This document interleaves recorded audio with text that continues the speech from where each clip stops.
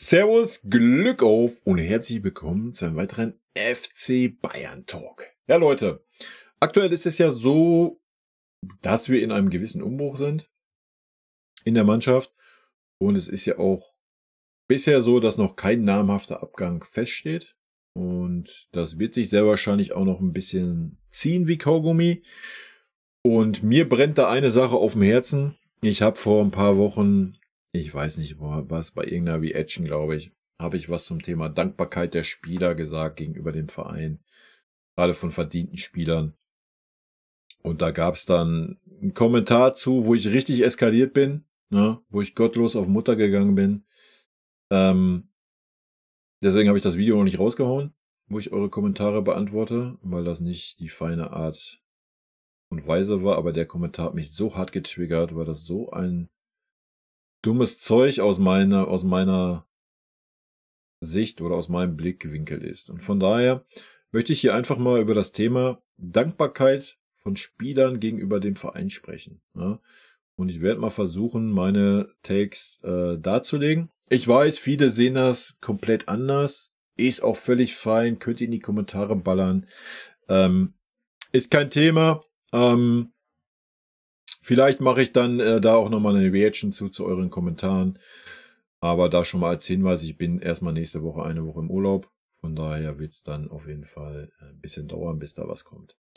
Gut, bevor wir da reingehen und ich euch einfach mal meine Meinung sage, was auch noch nicht mal nur den FC Bayern betrifft, sondern auch alle anderen Vereine, ja, dass Spieler einfach mal dankbarer sein sollten gegenüber ihren Verein, wie ich finde. Wie immer der Hinweis, Leute, wenn euch gefällt, was ihr hier seht, abonniert gerne den Kanal, damit unterstützt ihr einfach, was ich hier tue. Und von daher vielen lieben Dank. Gut, meine Meinung. Weil wir ja gerade dieses Thema beim FC Bayern haben. Spieler wie Sané, Gnabry, Kimmich, Goretzka, Coman, wie sie alle heißen. Ne? Sind alle Spieler, die ewig lange im Verein sind, die sehr verdiente Spieler dieses Vereins sind, die wahnsinnig überbezahlt sind, ja, die aber natürlich laufende Verträge haben. Und natürlich muss man als Verein die Verträge respektieren. Und das ist völlig fein. Meiner Meinung nach sollte man die Verträge von Kimmich und Sané auslaufen lassen, wenn sie nicht verlängern wollen für weniger Gehalt. Ja. Und da kommen wir zu dem Thema Dankbarkeit gegenüber dem Verein. Auch beim Thema Thomas Müller und Manuel Neuer letztes Jahr. Auch da fehlt mir die Dankbarkeit gegenüber dieses Vereins. Ja. Wenn ein Manuel Neuer, auch ein Thomas Müller, der ja das Gesicht des FC Bayern schlechthin ist, brauchen wir nicht drüber reden, Leute. Ja, aber da finde ich es noch trauriger, dass solche Spieler nicht von selber auf die Idee kommen. Gehen wir es mal durch. Nehmen wir mal einen Thomas Müller oder einen Manuel Neuer, gehen wir einfach mal nur von 8 Jahren im Verein aus. Ja. Gehen wir da mal davon aus, dass sie nur 4 Jahre, weil sie kommen ja nicht zu diesem Verein und verdienen direkt 20 Millionen, sie haben also 4 Jahre lang 20, es sind sogar 22 bzw. 23, also 20 Millionen verdient, 4 Jahre lang. Sind wir schon mal bei 80 Millionen. Gehen wir dann davon, einfach nur Durchschnitt, wir gehen mal richtig schön tief rein, gehen wir dann mal davon aus, die nächsten 4 Jahre waren es nur 10 Millionen im Schnitt. So, ja, sind nochmal 40. Heißt, die Spieler haben bei uns 120 Millionen brutto verdient. Ja, und das ist super niedrig angesetzt, mit sogar weniger Vereinszugehörigkeit, wie sie am Ende haben. Es wird weitaus mehr sein. Aber gehen wir nur mal von diesen 120 verkackten Millionen aus. Ja? Dann sind das am Ende, auch da wird sehr wahrscheinlich mehr sein, aber machen wir mal den 50er Cap, 60 Millionen blank. 60 Millionen. 60 Millionen. Haben die einfach liegen. Ja. Oder haben sie verdient in der Zeit. Ja, ein bisschen Miete, ein bisschen hier, ein bisschen hier und da. Das spielt aber keine Rolle. 60 Millionen haben sie verdient. Und dann haben sie die Dreistigkeit, wie letztes Jahr, Manuel Neuer mit 37, zu sagen, ja, na klar. Ja, ich hab meine Verletzung natürlich selber verursacht. Ja, weil ich Ski gefahren bin, was ich als Kapitän einer Spitzenmannschaft war ich sehr vorbildlich unterwegs und meine Dankbarkeit ist, dass ich den Vertrag nur zur selben Kondition verlängere. Ja, weil ich bin Manuel Neuer. Das Leistungsniveau, was er überhaupt erreichen konnte, stand in den Sternen. Dasselbe ein Thomas Müller. Urgestein des FC Bayern, was alles stimmt, alles gut, ja. Aber warum kann denn dieser Spieler, der allein nur 60 Millionen durch den FC Bayern, es ist weitaus mehr, ja. Fangen wir mal nicht an, von seinen Werbedeals zu reden, weil er so bekannt geworden ist durch den FC Bayern, womit wir gleich zum Thema Dankbarkeit kommen. Warum kann denn so ein Spieler nicht sagen, ja, wisst ihr was, ich bin jetzt eh nur noch Teilzeitkraft? Hat er ja letztes Jahr schon gesehen, ne?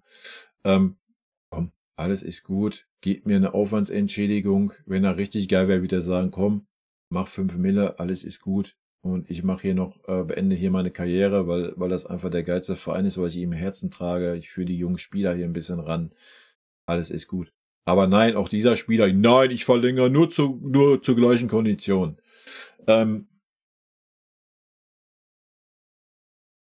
Das ist nicht das, was ich von einem Aushängeschild des FC Bayern und der den Verein angeblich so sehr in seinem Herzen trägt, erwarte. Ja. Aber das ist nur meine, ich weiß, viele von euch sehen das anders, es ist auch völlig fein, Leute, fühlt euch nicht wieder angegriffen durch meine Meinung. Das ist einfach meine Meinung. Wenn ich schon 60 Millionen verdient habe durch diesen Verein, dann wäre das für mich der logische Schritt zu sagen, pass mal auf, ich bin jetzt am Ende meiner Karriere, ich weiß, ich bin hier nicht mehr Stammspieler, ich bin hier nur noch Teilzeitkraft, komm, alles gut. Gebt mir da die 5 Mille und dann habt ihr 15 Millionen frei für Gehälter und könnt andere Spieler verpflichten, damit der Verein auch weiter vorankommt. Ja, was ist denn der Fall? Der Fall ist, dass ein Thomas Müller 22 Mille wegsnackt und ein Manuel Neuer dasselbe. Ja, so, und Thomas Müller ist nur noch Teilzeitkraft. Ja, aber nimmt 22 Millionen Spielergehälter weg. Ja, das darf man halt nicht vergessen, Leute. Da fehlt mir die Dankbarkeit. Auch ein Manuel Neuer. Ein Manuel Neuer wäre doch niemals dieser Torwart mit dieser Aura geworden, wenn er bei Schalke geblieben wäre. Oder wenn er nach Dortmund gegangen wäre, nach Leverkusen, nach Leipzig, nach Stuttgart, was weiß ich wohin. Wäre er doch niemals geworden. Niemals. Ja, vielleicht zu einer anderen europäischen Spitzenmannschaft. Aber dann wäre er das, guckt euch den Ter Stegen an, dann wäre er das auch nicht geworden in Deutschland. Du musst dafür in Deutschland spielen, um diesen Status zu erreichen. Ja. Und auch da fehlt mir die Dankbarkeit. Warum hätte denn ein Neuer nicht sagen können, ja, wisst ihr was, das war richtig scheiße, ne? Ich habe da richtig Scheiße gebaut mit meinem Skiunfall und hier und da und ich weiß noch gar nicht, ob ich wiederkomme und ich habe schon so viel Geld verdient, komm, ihr wollt eh einen Umbruch machen, ja komm, gebt mir die 5 Mille, alles gut, ich spiele so lange weiter, wie mein Leistungsniveau da ist und ihr könnt schon gleichzeitig gucken, dass ihr einen Ersatz findet, ja, und den lerne ich dann an. Ja, das wäre doch mal ein Move, ne? Aber nein, diese Spieler sind super egoistisch. Super egoistisch. Ja? Und das ist das Traurige. Und da bin ich noch nicht mal jetzt bei den Krachern angekommen. Ja? Weil jetzt kommen wir nämlich mal zu dem Kimmich, Goretzka, Sané, Gnabry und jeden anderen überbezahlten Spieler bei uns. Ja? Argumente in diesem komischen Post, ich weiß gar nicht mehr, wer ihn geschrieben hat. Ich müsste ihn raussuchen, aber dann rege ich mich nur wieder auf und bleib nicht sachlich. Von daher lassen wir das mal. Ein Argument war da auf jeden Fall, ja, warum sollte ein Kimmich dankbar sein? Oder warum sollte ein Spieler dankbar sein? Dann gab es auch das Argument, ja, der kam nur für 6 Millionen zum FC Bayern. Das Argument habe ich gar nicht verstanden. Ich habe den dann auch nicht weitergelesen, den Post, weil sonst wäre ich ganz eskaliert. Warum sollten diese Spieler dankbar sein? Warum sollte ein Thomas Müller, ein Manuel Neuer dankbar sein? Habe ich gerade schon mal durchblicken lassen. Ja, wo wäre ein Kimmich? Wo wäre ein Goretzka? Wo wäre ein Gnabry? Wo wäre ein Sané? Vielleicht nicht, aber gerade diese Spieler, die zu uns kamen, wo sie noch nichts waren. Ja, ein Goretzka war ein guter Bundesligaspieler. Ja, ein Kimmich war ein aufstrebender Spieler. Ein Gnabry war ein aufstrebender Spieler. Ein Sané, ja, kam von Manchester City, hatte schon den Status eines internationalen Spielers, gar keine Frage.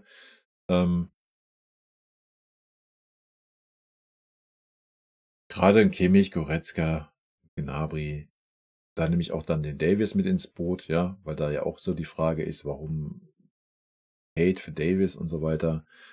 Warum können diese Spieler nicht dankbar sein? Ja, man redet immer davon, ja, sie sind super verdiente Spieler für den Verein, die darf man nicht in Frage stellen, Blasels. Ja, aber andersrum zählt das genauso. Ja, andersrum zählt das genauso. Wenn ich doch jetzt zu einem Kimmich hingehe oder zu einem Goretzka, zu einem Gnabry, zu einem Coman, zu einem Davis. Na, Davis machen wir extra gleich. Oder auch ein Sané. So, nehmen wir diese Spieler mal. Wir haben einen Sané von Manchester City geholt, völlig überbezahlt. Das weiß er selber. Punkt. Ja. So. Und ich denke, auch ein Kimmich weiß selber, dass er seit 2,5 Jahren super schlecht performt. Ein Goretzka weiß es, ein Gnabry. Ein Coman ist dann noch der Beste. Ja. Und wenn man dann zu diesen Spielern hingeht, so wie es Max Eberl ja offensichtlich getan hat und sagt den Spielern, ob die Zahlen jetzt stimmen, sei mal dahingestellt. Ich nenne jetzt einfach Zahlen. Pass mal auf. Du verdienst bisher 20 Millionen, du verdienst jetzt 15 Millionen, dann verlängern wir sehr gerne deinen Vertrag.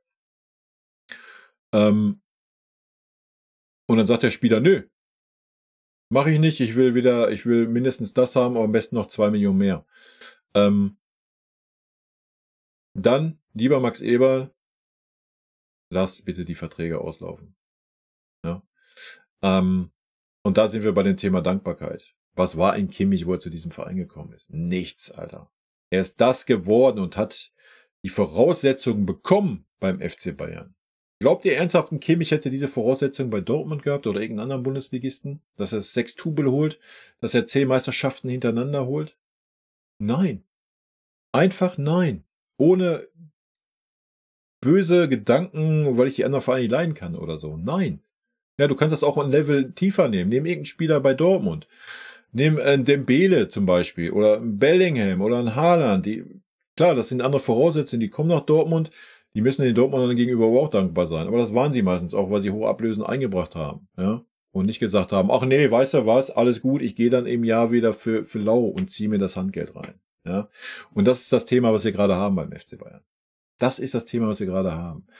Diese verdienten Spieler, ja, die dann die Verträge auslaufen lassen und dann nach Madrid gehen, nach Barcelona gehen, nach City gehen, sonst wohin gehen und sich noch schön 30, 40 Meter Handgeld einstreichen, sind in meinen Augen, um es einigermaßen human auszudrücken, Arschlöcher. Ja? Und super undankbare Menschen.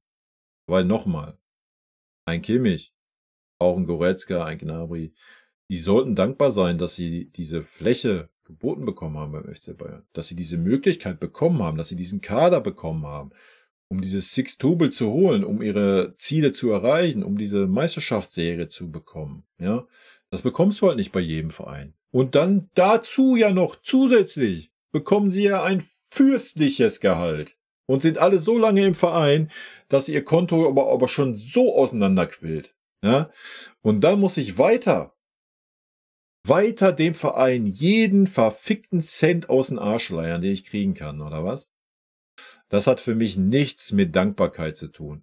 Und nichts damit zu tun, dass man mal Respekt vor diesem Verein hat und dem Verein dankbar ist. Aber nein, der Verein auf der anderen Seite muss immer sagen, oh ja, das sind super verdiente Spieler, weil sie bei uns mal 6 Titel geholt haben. Wow. Ja, für 20 Millionen, die sie noch in den Arsch geschoben kriegen. Und die sie dann noch in den Arsch geschoben kriegen, wenn sie seit 2,5 Jahren keine Leistung bringen. Ja, wir würden ja gar nicht über dieses Thema reden, wenn diese Spieler durchgängig ihre Leistung gebracht hätten. Ja, dann würden wir auch gar nicht darüber reden, zu sagen, ach ja, wir müssen jetzt aber mal einen Umbruch machen und wir müssen uns jetzt mal von euren Spieler trennen. Nee, dann wären wir ja gar nicht in die Situation gekommen. Ne? Und das ist, was mir gegen den Strich geht. Ja, das geht mir richtig gegen den Strich, dass diese Spieler einfach so undankbare Punkt sind. Ja, und das muss man mal so klipp und klar sagen. Ja, und ich hoffe, dass Max Eberl intern dem einen oder anderen Spieler schon gesagt hat, was Tacheles ist. Ich gehe 100% mit, dass man sagt, komm, Vorbereitung, Kompanie soll sich jeden Spieler angucken, jeder Spieler hat die Chance. Obwohl, wie es ein GB in den Kommentaren schrieb, ich da auch schon mitgehe, wenn man sagt, ey, du hattest jetzt 2,5 Jahre Zeit, die Chancen. Ja, und Eberl, wo angetreten ist, vor einem halben Jahr, hat noch gesagt, so, jetzt hat jeder die Chance, sich zu zeigen, ob er FC Bayern lebt oder nicht. Und da haben gerade Kimmich, Goretzka, Gnabry, Coman und so weiter, Sané, da war noch ein Kimmich, der es noch am meisten gezeigt hat. Ja, vom Willen und Einsatz her. Alle anderen haben den Eindruck gemacht, ist mir doch scheißegal. Ja, von daher hätte ich da noch nicht mal gesagt, komm, du kannst dich nochmal unter Kompanie zeigen. Den hätte ich direkt am Ende der Saison gesagt, ja, alles gut, du bist ein super verdienter Spieler. Wir haben dich aber auch dafür fürstlich entlohnt. Alles ist gut, bitte such den anderen Verein, wir planen nicht mehr mit dir. So, und wenn diese Spieler dann sagen, nee, ich möchte hier nicht weg, weil halt super überbezahlt sind, alles gut, alles fein, dafür gibt es Verträge, ja, daran ist man gebunden, dafür haben wir Mir-ist-an-mir-Gefühl, Blasülz, alles ist fein. Ja, man muss jetzt keinen rausekeln, rauszwingen, sonst was. Dann sagt man einfach, ja, alles gut. Der Trainer plant nicht mit dir. Wir machen eine Trainingsgruppe 2. Ihr könnt hier trainieren. Wir lassen eure Verträge auslaufen. Und gut ist. Ja, und dann ist man fein damit.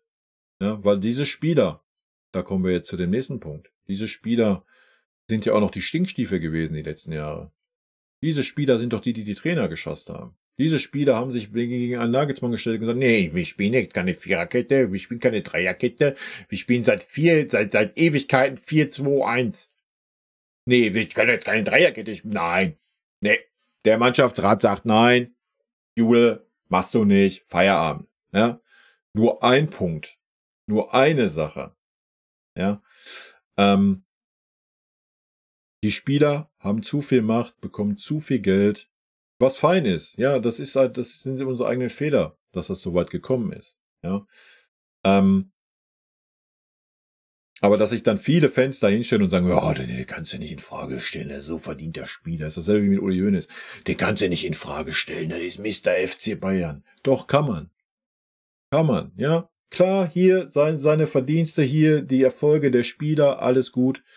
Man muss das aber auch immer von beiden Seiten sehen. Nochmal. Ohne den FC Bayern hätte ein Kimmich nie diesen Stellenwert erreicht. Hätte ein Manuel Neuer nie diesen Stellenwert erreicht. Klar, vielleicht wäre er sogar der ähnlich gute Torwart geworden, ja. Irgendwo im Ausland, wo es keine Sau interessiert. Ja, guckt euch den Ter Stegen an. Völlig underrated. Ne? Eben weil er im Ausland spielt. Das darf man nicht vergessen und das sollte so ein Spieler auch nicht vergessen. Ja? Und ich glaube nicht, dass es auch nur einem Spieler schlecht geht beim FC Bayern. Ja, ganz im Gegenteil, viel, viel zu gut.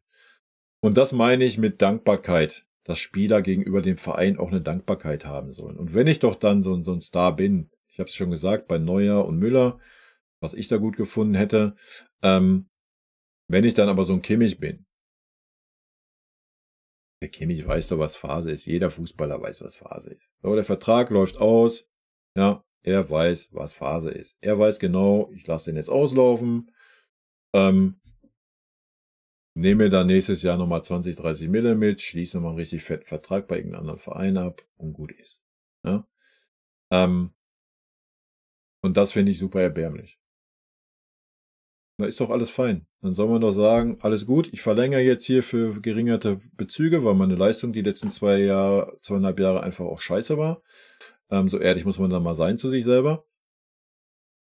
Und wir reden von verringerten Bezügen von 20 auf 15 Millionen.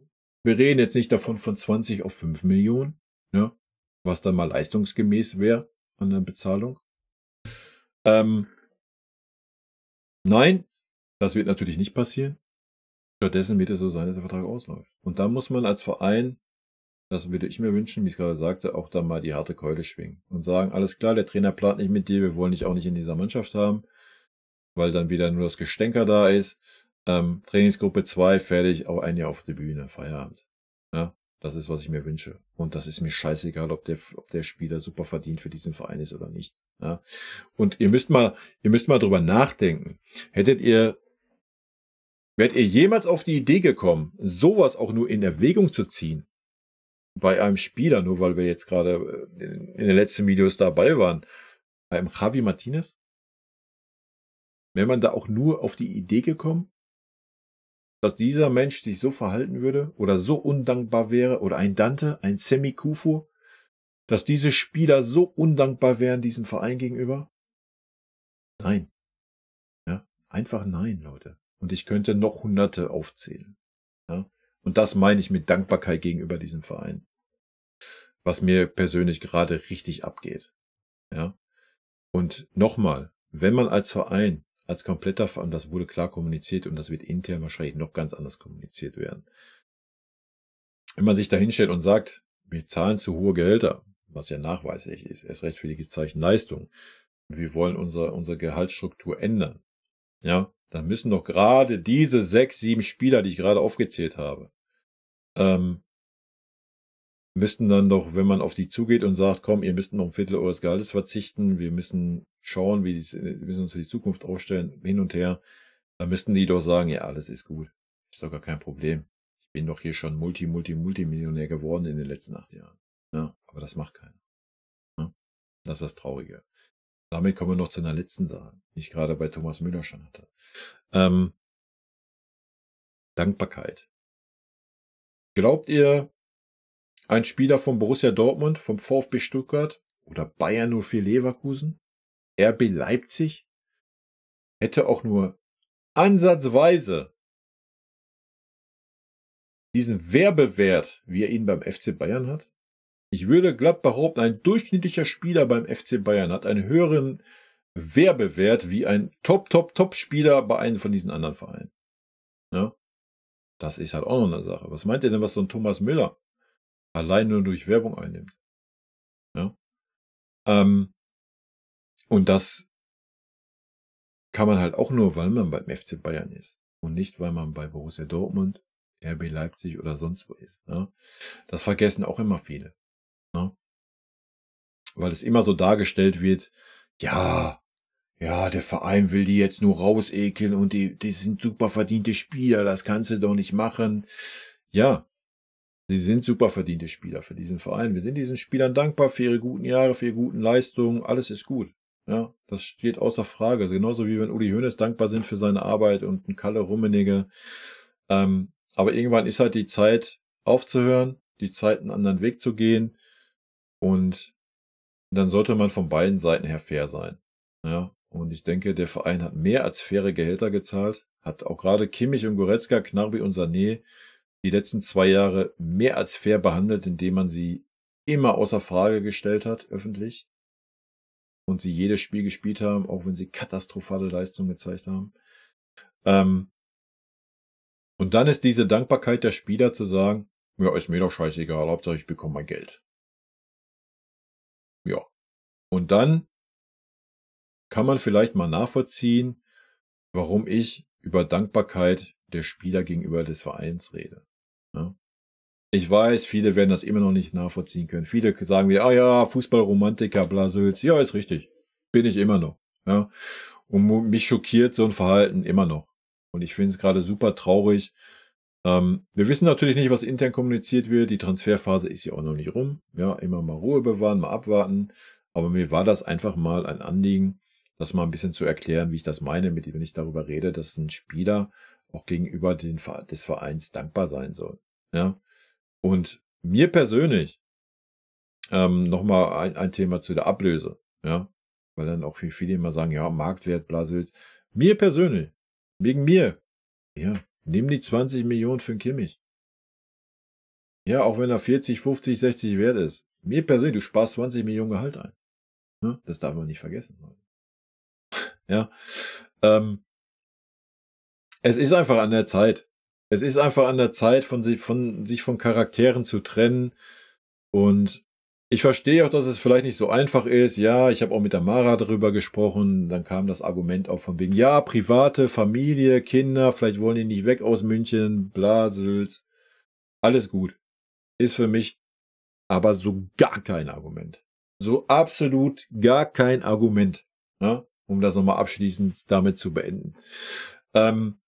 Vielleicht wollen die Kinder nicht weg. Ja, richtig. Ich bin in meinem Leben 4, 5 Mal umgezogen und wollte nicht weg, habe meine Freunde verloren. Warum? Weil wir arm waren wie eine Kirchenmaus. Ja, konntest dir die Wohnung nicht mehr leisten, musstest zu deinen Verwandten ziehen.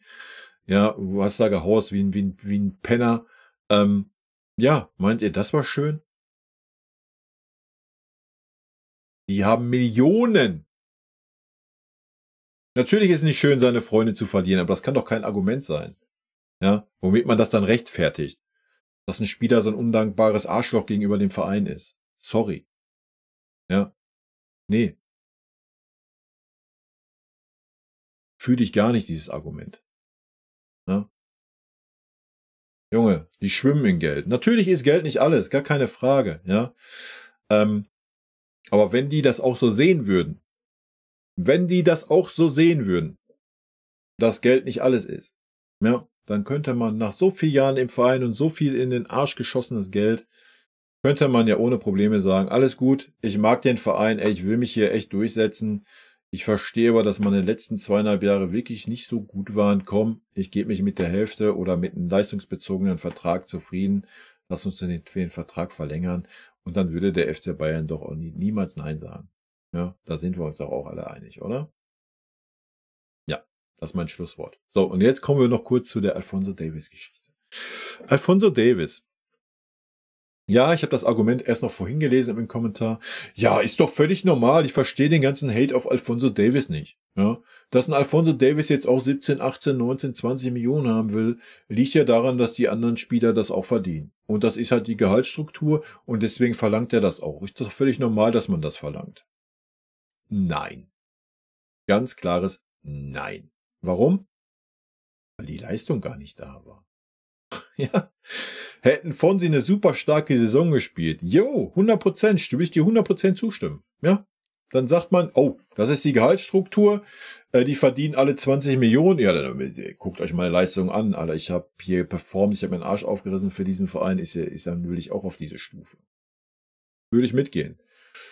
Zweiter Punkt. Es wurde klar kommuniziert, dass wir von dieser Gehaltsstruktur weg wollen, dass wir ein Maximum von Summe X haben wollen. Sollte auch klar sein, ja. Und das hat man Alphonso Davies klar kommuniziert. Alphonso Davies hat aber dann klar kommuniziert, dass er zu den Konditionen nicht verlängern möchte und nach Real Madrid wechseln möchte. Das ist, was kommuniziert wurde, ja. Und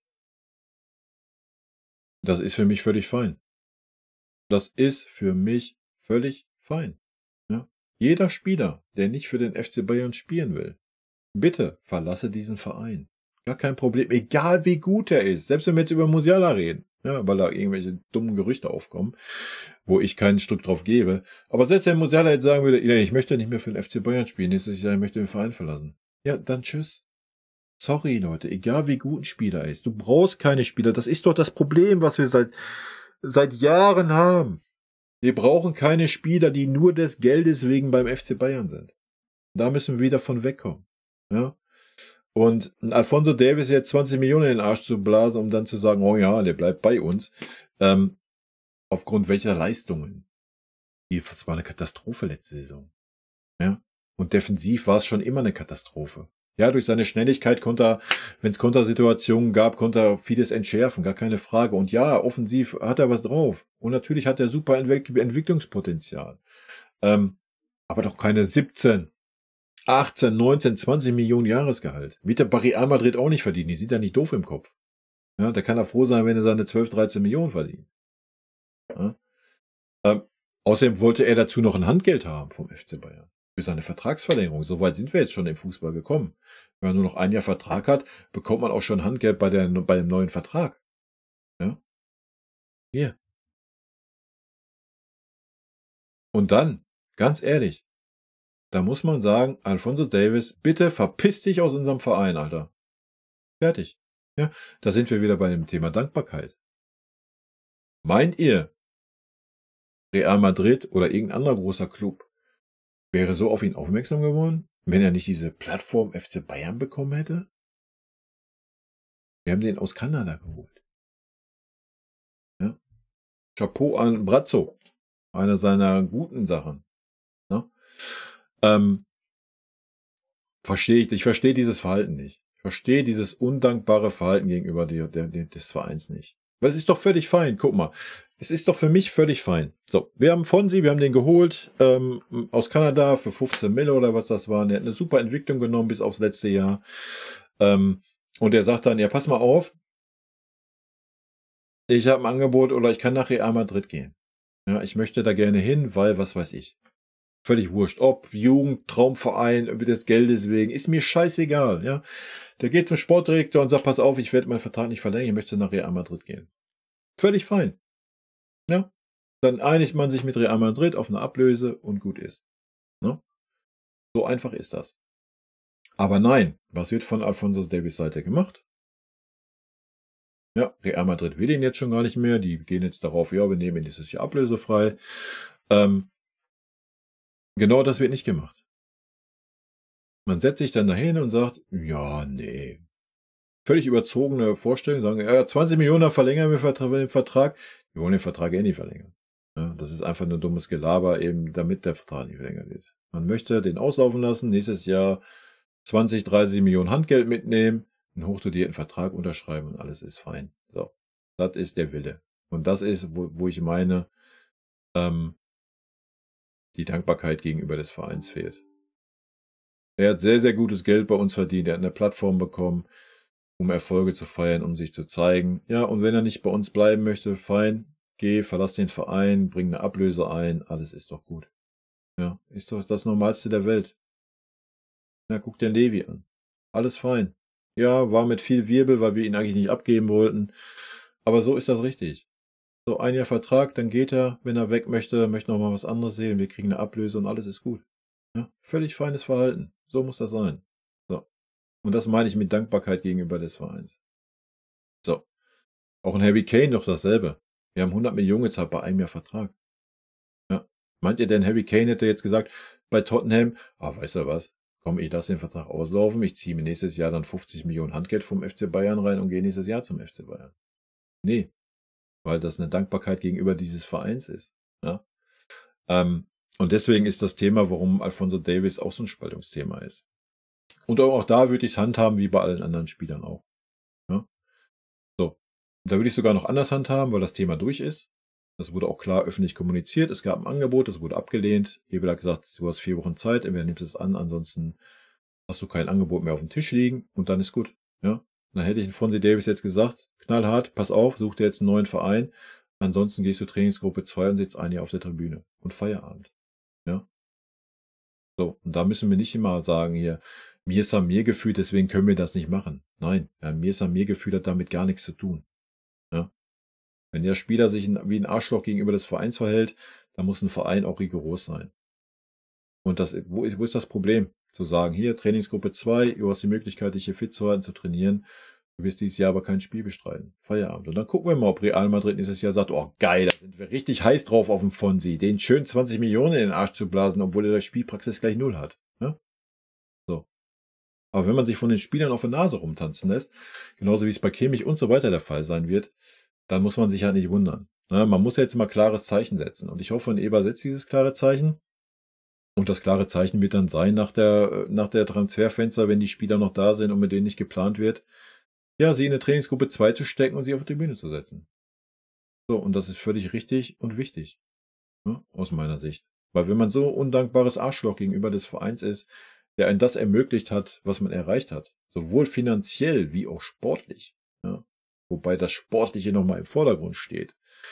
Weil nochmal, das Sportliche hättest du in diesem Umfang bei keinem anderen deutschen Verein erreicht. Ja, bei irgendeinem ausländischen Verein, ja, wäre das natürlich möglich gewesen. Dann muss man einfach mal Dankbarkeit gegenüber des Vereins erwarten. Oder beziehungsweise ich tue das. Ja, ich weiß, viele von euch sehen das anders. Leute, fühlt euch nicht angegriffen, das ist einfach nur meine Meinung. Es ist völlig fein, wenn ihr das komplett anders seht, wenn ihr sagt, wir müssen vor den Spielern knien, weil, weiß ich nicht, weil wir ein Sixtube gewonnen haben oder was? Oder warum? Aber das ist okay.